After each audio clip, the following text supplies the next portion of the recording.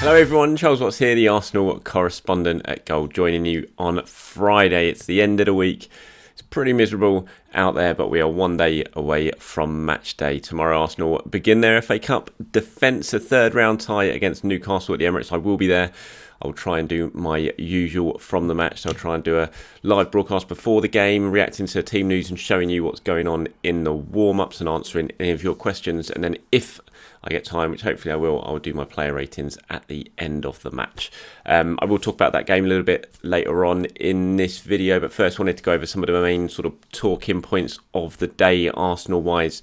We're looking at the Mesut Özil situation. Obviously, that's one of the big things going on. Looking at Omar Rekik, who signed, had a look at what he's had to say.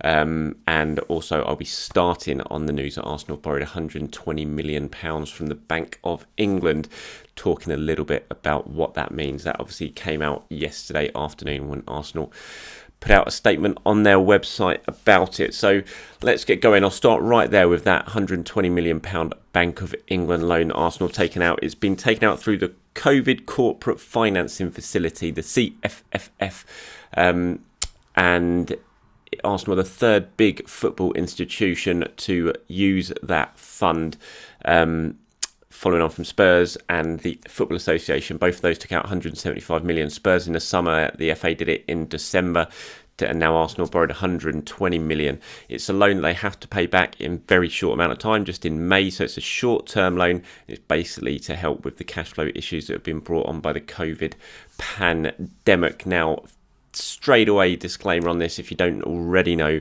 that is not money that's going to be used for transfers in the January transfer window. Far from it. It's not at all. It's nothing to do with transfers, so don't get your hopes up that Arsenal are going to suddenly go out and spend £100 million and bring in God knows who from across Europe. It's just not going to happen. It's been brought in because basically Arsenal are out of money, and the cash reserves are all gone. Everything's gone because of COVID, because of the fact that the revenue streams have completely dried up.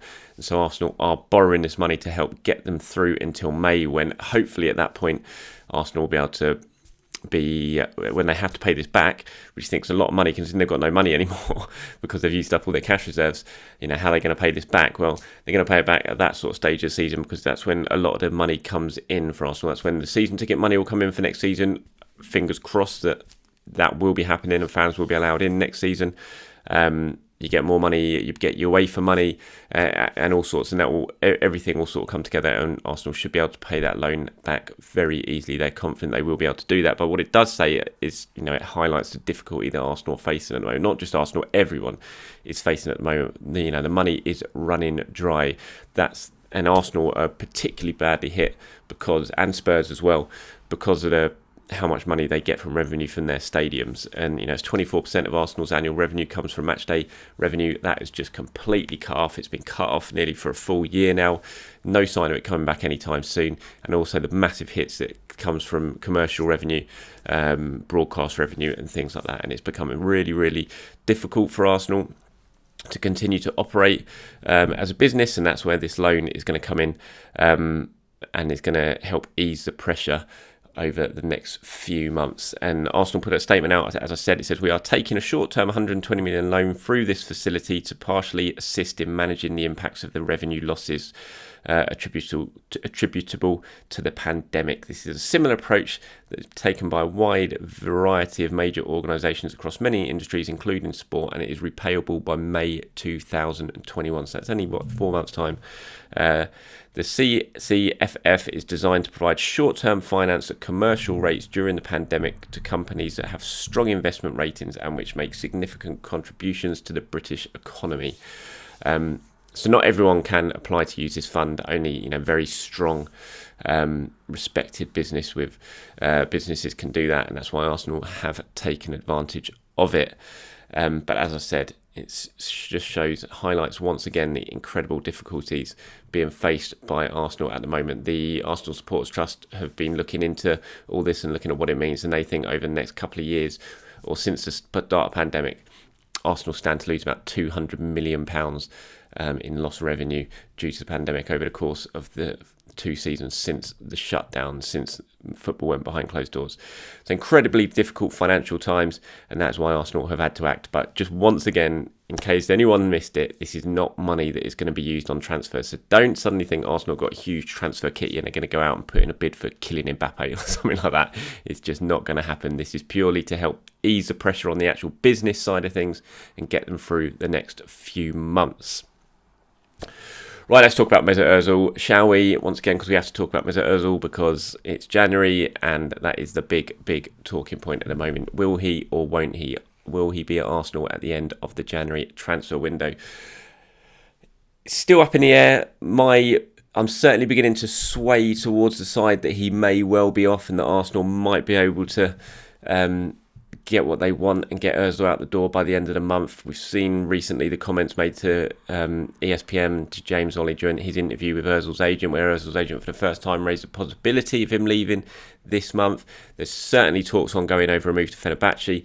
There are strong reports over in Turkey that deal has been done and even been signed. I saw last night that is not the case. There's been nothing, no agreement reached, nothing has been signed. He's still very much an Arsenal player. Last I heard, Arsenal still hadn't been contacted by any club who were interested in signing Özil, and that has to happen if it's going to happen this month, because obviously he's still got contracts at Arsenal and something needs to be agreed there. It will be, because Arsenal won't stand in his way. If they can get a deal done, they will get him out the door. They don't want any transfer fee. It's just a case of waiting, and he's been given as much time as he wants to basically go and try and get this deal done this month. He's in having regular meetings with his agent, Dr. Erkut Sogat, and Sogat is talking to Fenerbahce, DC United, other clubs that are interested in him. Fenerbahce is certainly looking like the most likely option as it stands, but nothing has been agreed. And as far as I'm aware, nothing is absolutely imminent, unlike what is being said in Turkey, where they are suggesting that a deal has been done and even signed. But that is not my understanding of the situation. But I do think we are beginning to near the end game when it comes to Mesut Özil. We've got about 3 weeks left in the window. I think right now I'd be saying 60-40 chance of him leaving Arsenal before the end of the January transfer window. About a week ago I'd have said almost a 0% chance, because I was absolutely convinced he was going to stay, because that's what he's always said, it's what his agents always said. But clearly now, for the first time, they are looking at the very real possibility of him moving this month and going out and playing some football. And as I've said in previous videos, I think it would be best for all parties. It means that Özil can go out and play. It means that Arsenal get him off the books, which is what they absolutely want. It's what they've wanted for 2 seasons now. And it means Özil can go on and carry on his career, and we can just come to an end of this very... I don't even know how to describe the end of the relationship between Arsenal and Özil. Unfortunate. It's a shame it's going to end like this. It is a real shame. It would have been nice to have seen Özil go out, give it a nice swan song and go out, because he's been a great servant to the club. He's been fantastic to watch while he's been here, but unfortunately it's not really going to happen that way. And I think we are, as I said, beginning to near the end game, and we could soon be saying goodbye to Mesut Özil as an Arsenal player. But we'll have to wait and see. Erol Bullitt, the Fenerbahce coach, was asked about it yesterday, and he just said Mesut Ozil's situation will become clear in the coming days. Mesut's name is very common. It is not possible for me to make a comment before he comes. So he's not saying too much, but certainly the Turkish press very, very confident that Özil will end the January transfer window as a Fenerbahce player. Certainly to draw massive excitement in Turkey should that be the case, and it will be certainly be, I know, an awful lot of Arsenal fans will be very, very sad at that, because Özil's such a popular figure with so many of you. So we'll wait and see on that. Arsenal made a signing yesterday. First signing in a January transfer window. Omar Rekik has been done and confirmed. As I said yesterday in yesterday's video, that was imminent. It was just a matter of time and waiting for the announcement. That announcement did come, and he is now officially an Arsenal player. He gave an interview to the website yesterday. He said, "I'm a winner. I always want to win, and that's with everything, not only football. Ever since I was a kid, my style of play, I'm a central defender and I like to play with the ball. I like to play out from the back, and I think this is also the structure of the club. It fits perfectly. As a young player, you need to play somewhere where they're not afraid to give you a chance, and you can see a lot of youth players have broken through here, and I want to be the next one."